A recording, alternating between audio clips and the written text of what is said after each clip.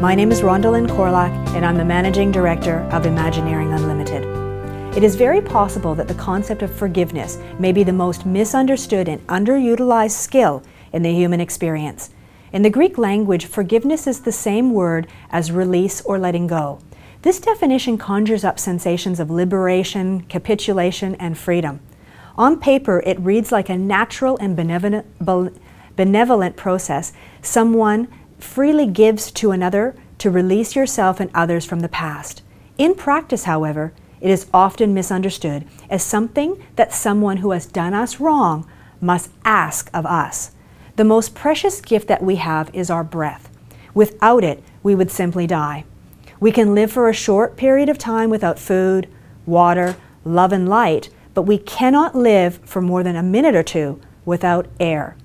Breathing in and exhaling signifies the natural inevitability of the cycle of life.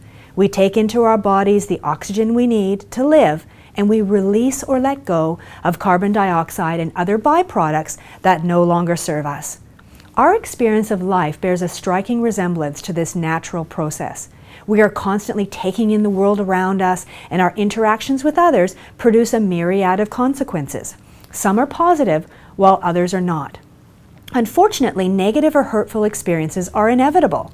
As human beings, we all have the same capacity to inflict harm through our words, actions, and inactions, whether knowingly or unknowingly. But we all know that we cannot hold our breath forever. The release of our byproducts and things that no longer serve us is an instinctive function. By the same token, sooner or later, we all must discover our innate capacity to forgive. Forgiveness, like exhaling, is an act of faith. It can neither be stopped nor compelled. There is no proof that peace will follow or that the release from anger, vengeance, or self-righteousness will be immediate. On our deathbed, I doubt any of us would say, "I wish I held on to more anger and resentment or took a little bit longer to forgive." In fact, if you were to look out into the future and imagine the world and all of your relationships from a position where you knew with absolute certainty that they would be gone tomorrow, would you act differently today? Would you regret not having closure? Would you mourn the years that you kept yourself enslaved by bitterness, blame, and indignation? Would you lament the loss of pleasure, love, and peace that could have been yours if you had found a way to forgive sooner? Does the thing that you are fighting or obsessing about right now really even matter in the grand scheme of things? We all know our own pain. We are intimately familiar with the injustices that we have suffered, the crosses that we've had to bear, and the countless nights that we have cried ourselves to sleep. What we don't fully grasp is the depth of another's pain, the unspoken abuse, neglect, prejudices, anguish, loss, torment, or afflictions.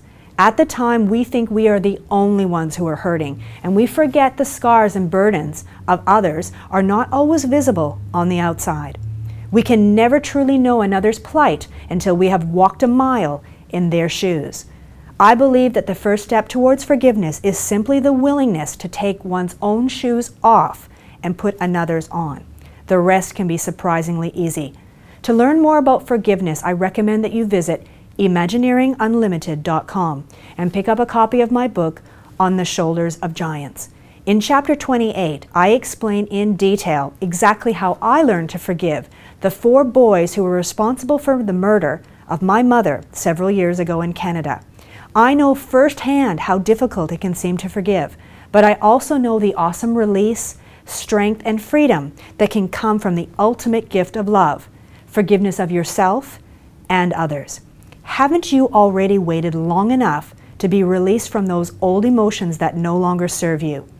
When is now a good time to change and to move forward towards your bright and compelling future?